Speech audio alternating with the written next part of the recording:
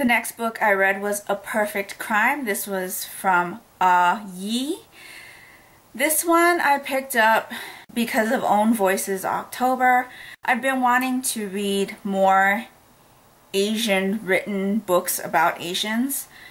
I actually haven't read too many, and I kind of feel bad about that considering I'm Asian, but I'm really trying to make it a point to pick up more books that have Asian stories in it and are written by Asian people. So I picked this one up. It was awarded some kind of award, but I can't tell you off the top of my head which award it won. This one follows a boy, and we don't ever get a name for him. Not that I can recall anyway. He is in his last year of high school and he is just bored with his life. He doesn't like anything. He doesn't participate in any sports. He's not in any clubs. He lives with his aunt away from his mother and just is bored. So one day he devises to kill his one and only friend just to have something to do. This was a major disappointment to me. I did not like this book at all.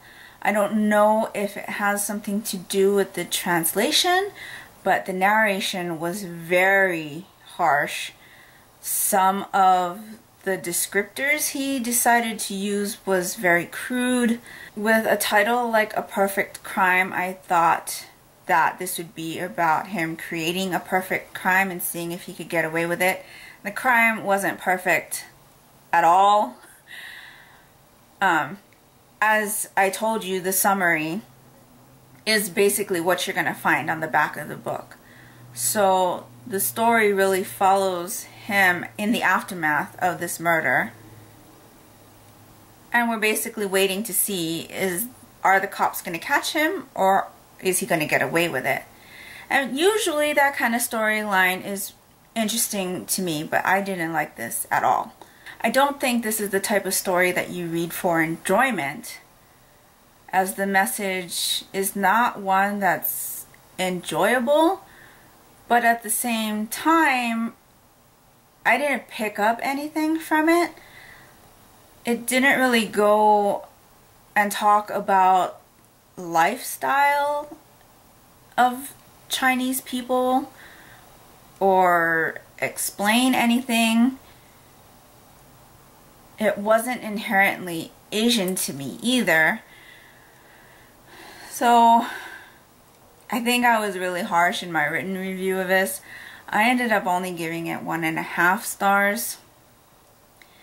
But I can't really think of anything very redeeming about this story. And it makes me sad because it's about a Chinese person, written by a Chinese person.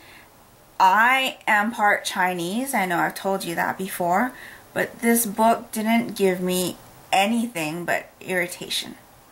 Apparently this book was given an award, but I'm not quite sure why.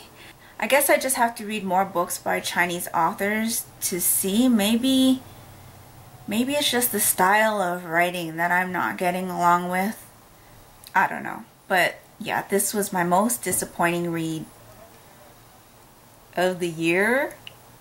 I can't think of any book I read this year that I disliked as much as this one, unfortunately. But yeah, 1.5 stars to this one. The next book I buddy read with my good friend Raul over at Latin Lector. We buddy read Bird Box together by Josh Malerman. This, I know most people tell you should go in blind and that's how you're gonna get the most out of this book. I did that and was caught off guard by things that was kind of upsetting. So I'm going to go ahead and give you a little bit of a summary. If you don't want to know anything about this book at all, just skip forward until you don't see the picture of the cover anymore, or you can read my written review on Goodreads or my blog. So here we go. In this book we kind of see the world start to fall apart. Now, you know that there are things that are causing people to kill themselves, but you don't know what those things are, because if you actually look at them, you will kill yourself. So nobody has any idea what these things are or what it is that basically makes you kill yourself.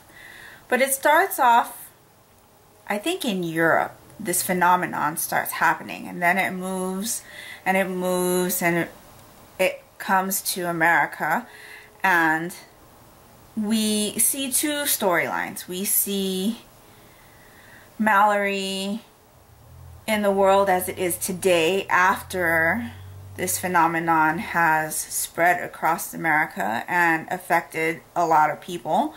And we also see the world as this phenomenon is starting, before it hits America. So we see two storylines throughout the book, pretty much in alternating chapters, and eventually they converge. When we start this story, we find out that Mallory has two very young children. They're about 4 years old, and it's been about 4 years since the phenomenon has decimated America.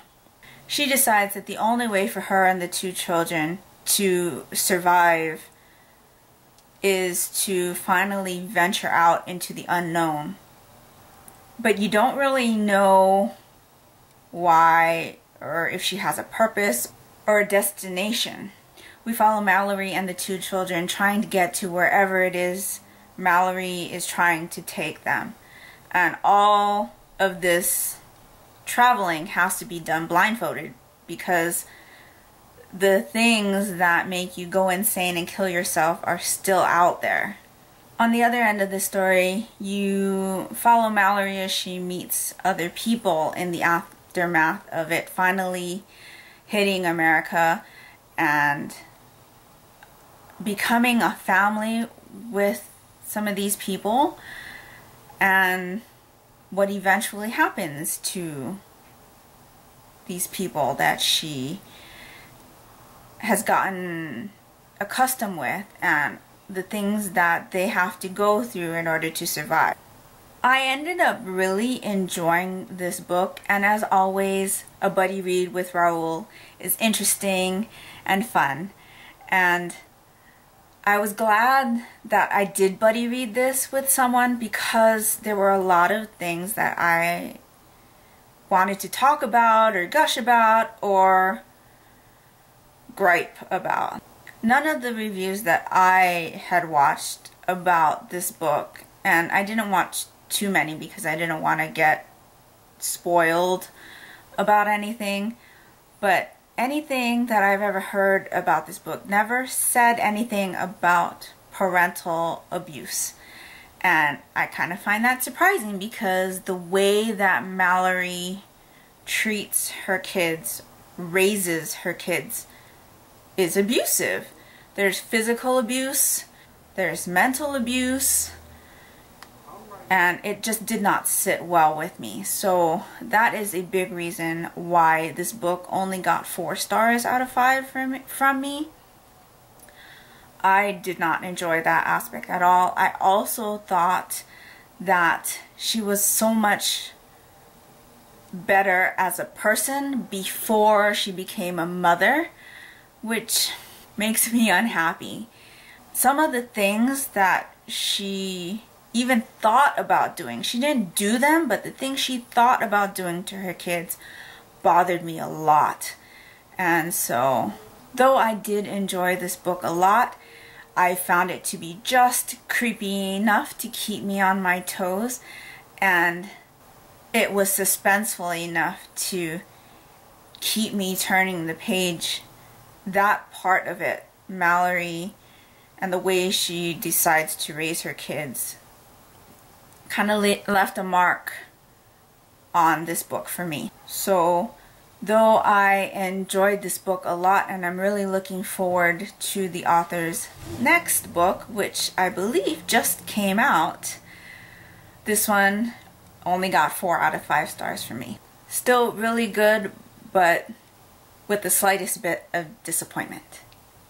The last novel I read was Halloween Night. This is by R.L. Stine. I have been really wanting to reread my collection of books that I've had since I was a teen, and since Halloween was just around the corner when I picked this up, I thought it was perfectly titled, and I didn't read too many scary or creepy books or any Halloween themed books at all last year or this year, and so I thought I'm just gonna pick this up. It'll be really fast, and so I'm glad I did. This one follows Brenda, and her cousin Hallie has just moved in with them as Hallie's parents are going through a nasty divorce. So Hallie has come to live with Brenda and her family, and Brenda cannot stand Hallie. Hallie has taken her room. Brenda had to move out of her room. Then Hallie takes her boyfriend, and it's just bad all around. So Hallie and her two friends are assigned a project for one of their classes, which is basically come up with a murder plot.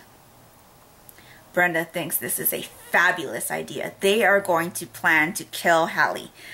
Not only are they going to plan it, at Brenda's Halloween party, they are going to actually do it. Now, this book came out when I think I was a freshman in high school. So it's been a really long time.